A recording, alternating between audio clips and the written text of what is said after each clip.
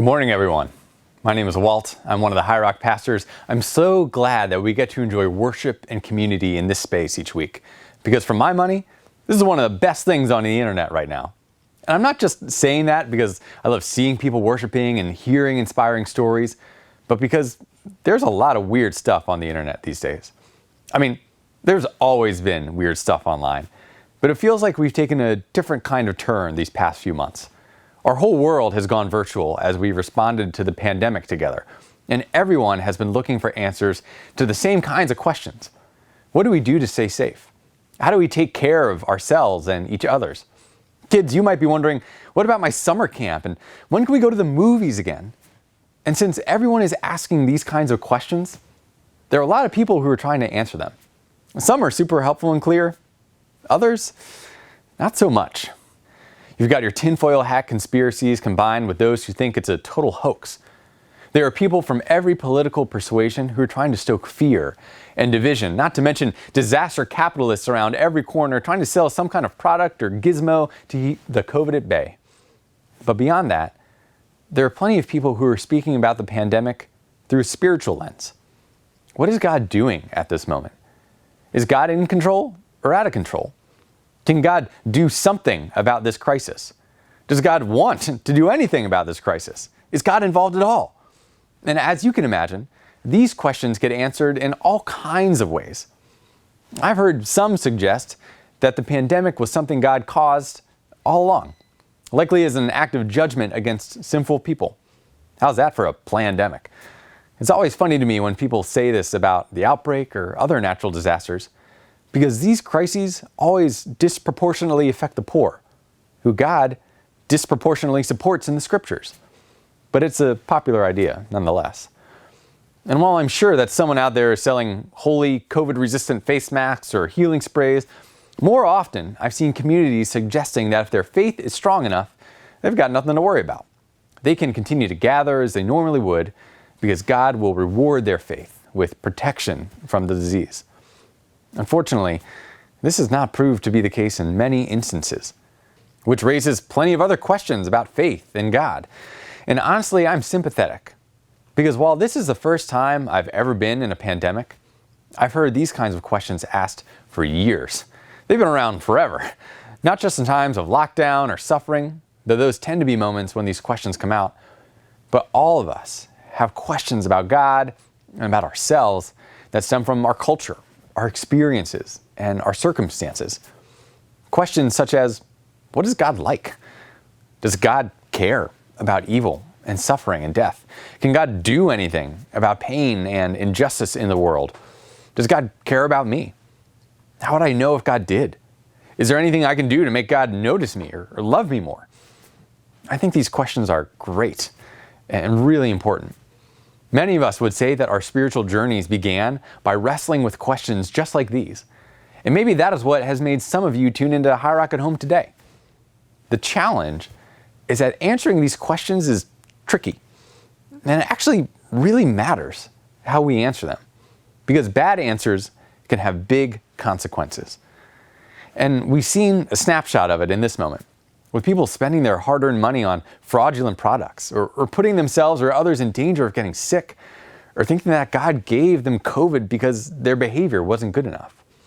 False teaching will hurt individuals and divide communities, so we have to be on guard for how we answer these huge and important questions. So where do we turn? What are healthy and helpful answers versus unhelpful ones?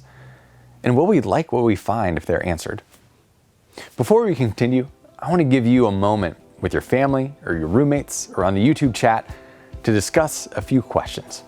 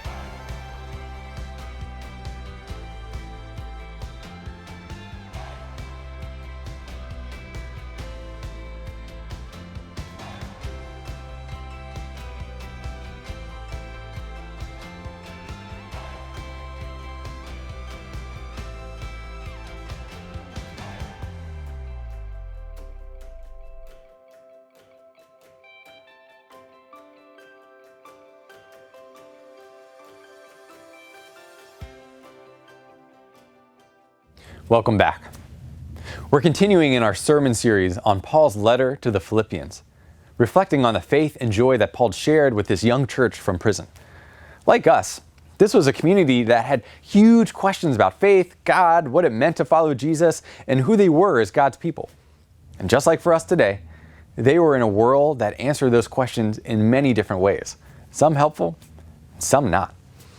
After Paul spent some time reminding them of God's faithfulness and the sacrificial love of Jesus, he issues them a warning. Watch out.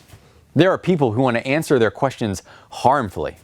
And he doesn't mince words either. He says, watch out for those dogs, those evildoers, those mutilators of the flesh.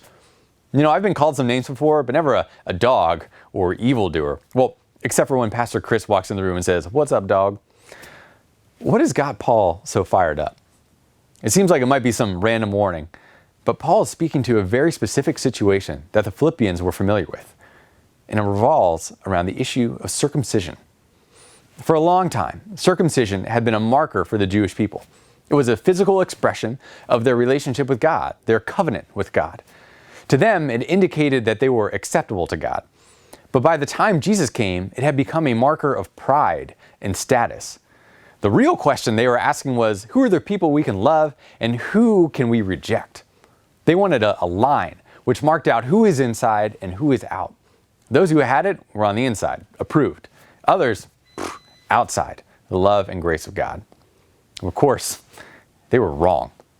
Long ago, God had said, "The Lord your God will circumcise your hearts and the hearts of your descendants, so that you may love him with all your heart and with all your soul and live." God is concerned with the heart more than other parts of the body. God's love was always meant to be shared with the whole world, not one people group.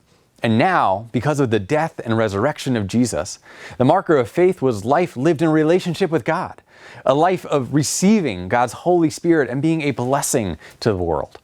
This is where the answer to any of their big questions should have started. But because it didn't, it became a subject of fierce debate around the early church. There was a group of Jews who continued to demand that anyone who was in relationship with God had to be circumcised. Otherwise, they weren't true Christians. And then there were the non-Jewish followers of Jesus who, perhaps understandably, preferred not to be circumcised as a way of gaining God's approval. And this argument became incredibly divisive and painful. In his letter to the church in Galatia, Paul described this conflict in more detail. Peter, one of Jesus' disciples and a leader in the early church, had been developing deep relationships with Gentile Christians. They shared meals together, a sign of intimate fellowship. But when members of the group who demanded circumcision came around, Peter got nervous. What would they think if they saw him with the Gentiles? Maybe he shouldn't be associated with them. Maybe they weren't faithful Christians after all. So he pulled away from them. And because Peter was a big deal in the early church, others joined him. I remember being in a really similar situation as these Gentile Christians. I was a part of a community for a number of years that was incredibly rich and beautiful. We loved each other deeply, and it was a constant source of encouragement in my life. But then the same question came up. Who's in? Who's out? It wasn't about circumcision, thankfully. It was about what kind of church you went to. Could you be a part of the community if you worshiped God that way? I thought it was fine. But for some of these friends, it was a big deal. So like Peter, they drew away. And I remember walking into a dinner party, maybe similar to the scene with Peter and the Gentiles, and feeling completely alone. I felt a ton of different emotions, actually. I felt an incredible sense of sadness that something not central to the message of Jesus was dividing our community. I felt anger at how I and others were being treated. And I felt shame because there was a part of me that wondered, what if I'm wrong? What if I'm making a mistake? And if they are so displeased with me, then maybe God is too. The way we answer our questions matter. Have you ever felt that way too? Have you ever felt people draw back because of the questions you were asking or because you were different from them? Have you ever wondered, well, if these people have an issue with me, then maybe God does too? Kids, I know you know how hard it is when your friends or schoolmates suddenly don't want to hang out with you. Have you ever been afraid that there was something about your life that disqualified you from being fully loved by God? Maybe you're from a different culture, or a different ethnicity, or gender, or a different class. Maybe if you were better behaved, God would love you, but now God is just out to spite you. A lot of us who have felt this way feel this way because of things that we've been told. Maybe directly, maybe that kind of sentiment is just in the air. Perhaps we have taken our questions about God and ourselves to others or to the internet, and the answers we got back just compounded our feelings of shame and inadequacy or anger and discouragement. I was discussing stories from the Bible with a friend of mine from China, who is not a Christian but had huge questions about God of her own. Most of her questions were pretty academic and intellectual. But during one of our conversations, she looked at me with a look of almost desperation and asked the question that really mattered to her. Does God care about China? Somewhere along the line, she had gotten the idea that God only cared about certain types of people. Despite the explosion of Christianity in China, she didn't have much exposure to Chinese Christians. All of the examples she had seen were white Americans. All of the stories she had heard were of God working in people who didn't look like her and in places that were not her home. If she wanted to follow Jesus, did she need to live in the U.S.? Did she need to become more Western or forsake parts of her culture? How she answered this question could drastically change her life. Bad answers have big consequences. So when Paul sees Peter, a leader and teacher of the church, backing away from fellowship with these brothers and sisters in the faith, he comes down hard. Paul wrote, "I opposed him to his face because he stood condemned." Peter wasn't just being rude, he was out of line with the very core of the gospel message, that the love of God is for the entire world, and there is nothing that we can do to make God love us more. There isn't any way for us to earn our salvation apart from what Jesus has already done for us. There's nothing we can add. Our responsibility is simply to receive it and then live out of the knowledge that God loves us and the world. Let's pause for a moment to discuss some of these ideas in our homes or on the YouTube chat.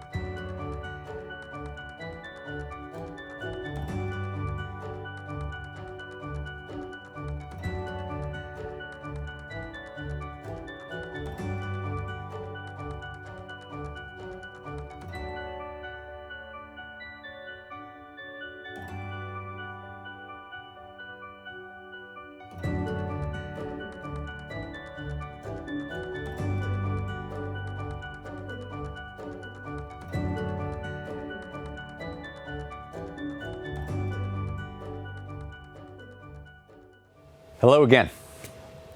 Something you should know about Paul is that he can't stop talking about the good news of Jesus. He says, "It's no trouble for me to write the same things to you again." Paul is more than happy to keep being a broken record, to keep hammering this message home because it is the central piece that tells us who God is and who we are.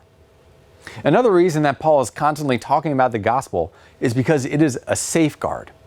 He's trying to protect this community from false teaching that could do them significant harm. Throughout this sermon, I brought up a lot of painful problems. Ideas that God sent a virus to judge us, or that God's love for us is conditioned upon our actions, or that we have to change our culture to be more acceptable. All of those problems could be a sermon unto themselves. But the reason they all become problems was because they started answering a question the wrong way. If I'm trying to sail across the Atlantic Ocean, I'm going to end up in a very different place if I change my starting direction by 1 degree. If I'm trying to do a long math problem and I get the first step wrong, then the whole rest of the thing will be off, even if all of my other steps are right. In the same way, if our starting point is that God is harsh or vindictive, or that God demands perfection, or that God only loves people who look like me or look like them, then the whole way we work out our questions is going to be off. Because bad teaching has big consequences. Paul knows this, and so he counters these lies with the truth. He says, "For it is we who are the circumcision, we who serve God by His Spirit, who boast in Jesus Christ, and who put no confidence in the flesh." He's reminding them of who they really are. People who have been loved and forgiven by God, who are filled with the Holy Spirit, and who don't boast in their own accomplishments, but boast in what Jesus has accomplished for them. The grounding point of who God is and who we are is the incredible, abundant love shown fully through Jesus Christ. And Jesus said that anyone who has seen me has seen the Father. Jesus is the image of the invisible God, and all the fullness of God dwells in Him. There is no understanding of God or ourselves that doesn't begin with Jesus. And so it is essential to begin answering our big questions by looking at Jesus, because the truth will set us free. But of course, we are vulnerable to believing things other than the truth. And my sense is that we are even more vulnerable to these things now than we were in normal times. Our current culture is great at dividing people into factions. And while Paul has big problems with this pro-circumcision group, he knew that problem was much bigger than them. He writes elsewhere that our battle is not against flesh and blood, but against spiritual forces of evil. We're not in some neutral world, but we have an enemy that would divide us from God, divide us from each other, and divide us from ourselves. We have an enemy we need to watch out for. And this is especially true in moments like we are in right now, where we might feel constantly exhausted, anxious, and stressed. A much wiser Peter would later write, "Be alert and of sober mind. Your enemy, the devil, prowls around like a roaring lion looking for someone to devour." And Jesus himself likened the devil to a thief who comes to steal, kill, and destroy. Jesus, Peter, Paul, none of them are saying we need to be afraid of these forces, but we do need to be aware of them. So how do we heighten our awareness of them, especially when they can often seem so hidden and deceptive? Federal agents who study counterfeiting don't get really good at their job by just studying fraudulent bills. They get really good by mastering what a real bill looks like. Every detail, every feature, every nuance. They become masters of the truth, so that when they see a fake, they know right away when something's up. And even if they can't quite put their finger on it, knowing that something's off is enough to help them discern more deeply. Similarly, the way we can learn how to spot things that diminish the power and scope of Jesus' love is by studying the truth deeply in community. Taking the questions that are so significant for us and asking, what do the scriptures say? With people we can trust. I know that for me, even though I've been reading the Bible for years, there is still a strong temptation to answer big questions out of a sense of fear, or what my feelings say seems right, or even by just deferring to other people's answers. But that won't get me the truth that I really need. In the book of Acts, there's a group of Jews from Berea who were noteworthy because they didn't just take Paul's word for it. They examined the scriptures every day to see if what he said was true. And one of our denomination's foundational questions is, where is it written? Because we want to be like these Bereans, not just going with what feels good or an idea that we would like to be true, but with truths that will actually bring life because they come from Jesus. At High Rock, we think this is one of the best ways to watch out. That's why we look at the Bible together on Sundays, offer spaces for things like Lectio Divina and community Bible discussions, host the daily devotionals each morning. We want to be so immersed in the truth that when the counterfeits come up, we'll know when something is wrong much more easily. So find a space where you can study the scriptures with others so that together you will encounter the God who sees you, loves you, and who has laid down his life for you, and whose truth is bringing about healing and wholeness throughout the world.